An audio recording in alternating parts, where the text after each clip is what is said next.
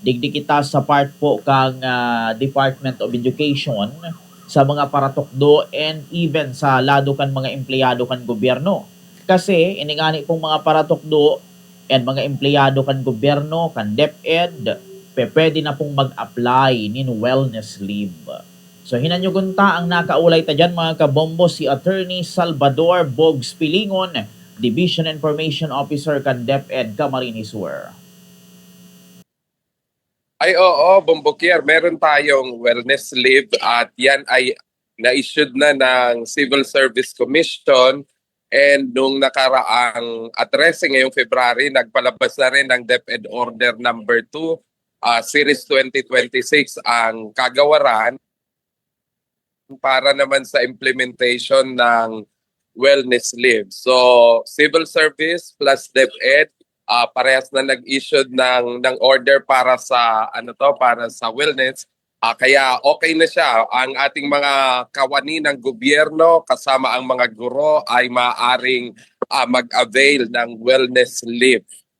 Para yan sa mental, physical, as well as emergencies na hindi covered Bombokier ng ilang mga panuntunan natin pagdating sa application ng leave. Opo. Bakit attorney inano to, pre-propose itong leave na ito? Unang-una may batas tayo about mental health, kaya sa ilalim ng mental health law, karapatan ng mga manggagawa na magkaroon ng maayos, maganda at matiwasay na pag-iisip, Bombokier, and kabilang na dyan syempre ang magkaroon ng wellness na leave para at least nagkakaroon tayo ng break sa napakaraming mga issues of life na kinakaharap ng ating mga kawani ng gobyerno. Kaya under the mental health law na meron tayo sa Pilipinas, Bombokier, so isa yan sa basehan natin. Alright, opo. Ang mga lahat attorney ng mga empleyado pwedeng mag-ano nito, mag-avail kahit yung mga hindi nagtuturo.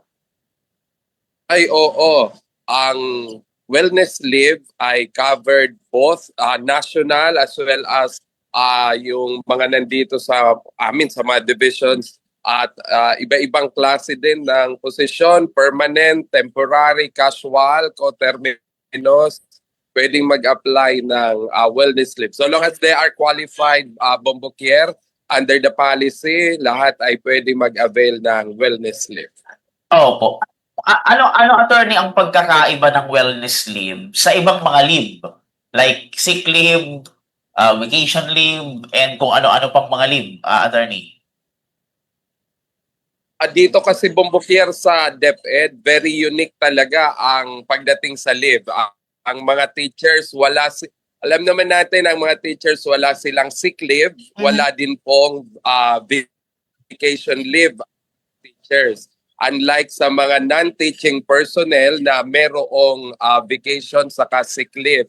Ang mga teachers kapag mag-a-apply ng sick leave para magkaroon ng pay ang kanilang leave, kailangan nilang mag-attach, Bombokier, ng proof of service credits. Yung mga services na na-earn nila para sa mga panahon na walang pasok tulad ng Sabado, Linggo, holiday, at sa mga panahon na dapat nag-i-enjoy sila ng bakasyon, nag-service sila katulad ng regular vacation saka Christmas, and yet they have to serve, yun nakaka-earn sila, Bombokier, ng service credits at doon ginagamit nila pang offset kapag magfa-file sila ng sick leave. Pero kung wala pa sila, Bombokier, na mga na-earn na service credits, ang mga teachers natin ay walang pang-offset. Kung magli-leave sila ng sick leave, magiging sick leave yun without pay.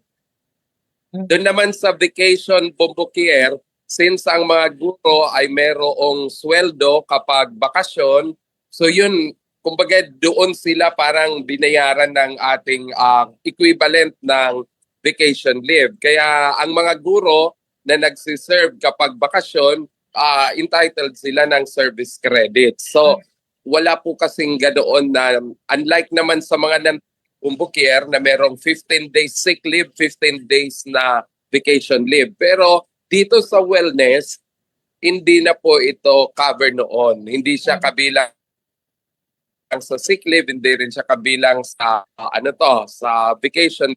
Maaring gamitin ng ating mga guro ang wellness kapag merong emergencies. Kasi wala bumbukyer na walang policy ang ating gobyerno. Halimbawa, ang isang guro ay merong namatay sa kanyang kapamilya, walang bereavement leave ang mga guro.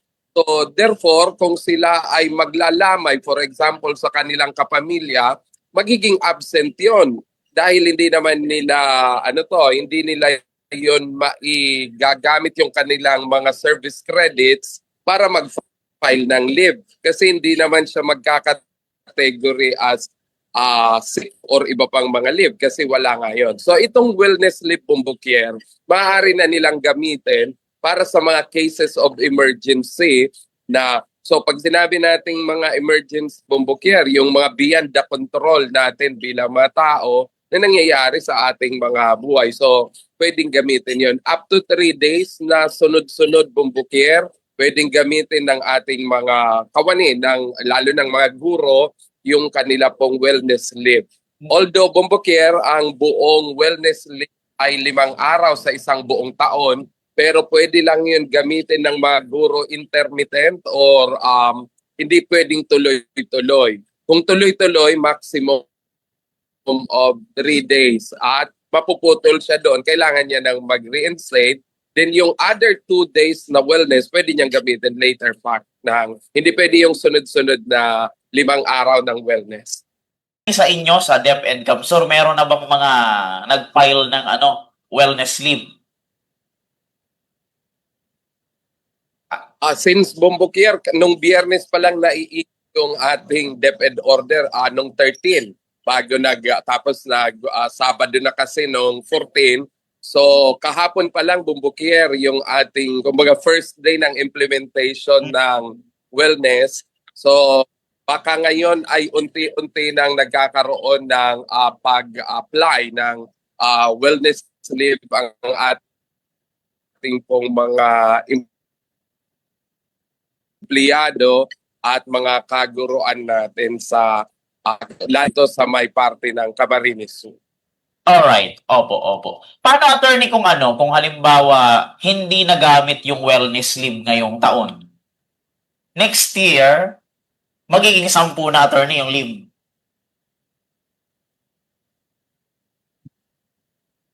Tawag na non-commutation and hindi rin siya nagdadagdag. Hindi mo siya pwedeng i-commute, hindi rin siya pwedeng i-monetize. So, hindi katulad ng regular na leave, Bumbukier, like yung sick leave saka yung vacation leave na pag di mo nagamit, nag-accumulate siya, nadadagdag siya sa mga leave credits mo sa susunod na taon. Katulad ng example mo na halimbawa meron kang 30 days na sick leave, di mo nagamit yung 10, idadagdag yun sa sunod na araw.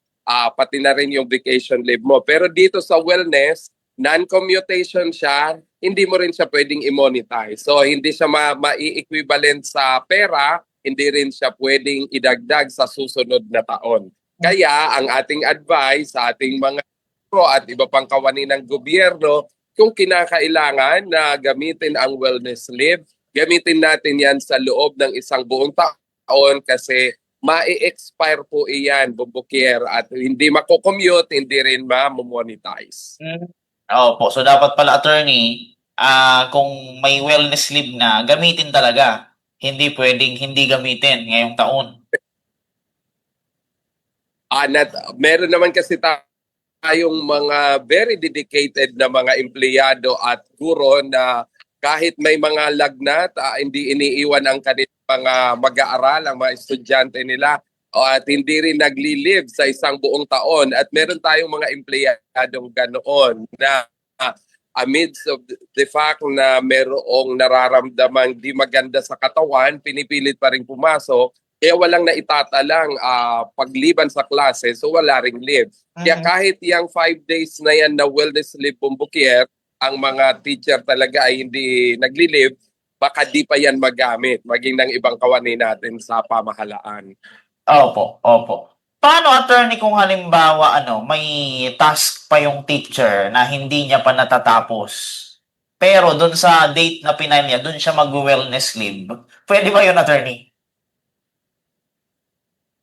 Kaya importante, Bombokier, ang submission ng intent kung kailan sila magpo-file ng wellness. Unless, of course, kung emergency at nasa bingit ng karamdaman na kinakailangan talagang i-avail immediately.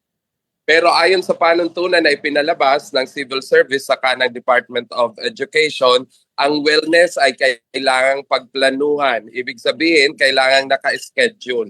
Kaya sa katanungan nyo na kung halimbawa ang guro ay liliban sa klase at syempre may maiiwan sino maghahawak, yun na po ay lookout ng school head, ng school principal, na dapat merong mag-handle doon sa kanyang klase sa panahon na siya ay liliban. Kaya importante pa rin na naka-schedule ang mga araw ng pagliban ng ating mga guro kung mag-a-avail po nitong wellness. Pero again, Bombokier, ang ating paglilinaw, kung emergency, hindi po yan pwedeng ipagpa-schedule pa kasi nga Ayan. emergency naman talaga. Opo. So pwede pala, attorney, kahit biglaan mo siyang i-file. Opo. Kung wala siyang wala siyang ibang leave na magagamit, ang kinakailangan gamitin dahil biglaan, pwede po siya. Pagbalik niya, upon return, dapat mag-report kaagad siya what happened. And of course, ang mga school head naman natin, Bumbukier, pag meron dyan isang teacher na wala, nagtatanong naman talaga yan kung nasaan. And that might also be reported immediately para malaman. At nang sa ganoon ay meron din nakahawak doon sa mga maiiwan na mga mag-aaral. Opo. Eto, attorney, kahit newly hired sa DepEd, sakop pa rin ng wellness leave. Ay, oo, diba? Wala na ngayon. Walang parang time duration, Bumbukier. Basta ikaw, ang nakalagay naman doon sa pinalabas, regular, permanent, kahit yung temporary, casual, coterminous, yung mga job order natin, kung nakalagay din yun sa kanilang mga kontrata na pwedeng mag-avail noon, ay kasama po sa mga pwedeng mabigyan. Except, of course, Bumbukier, yung may mga naka-detail din kasi, Bumbukier, sa opisina na hindi naman talaga taga roon. Halimbawa, mayroong mga guro na locally funded teachers.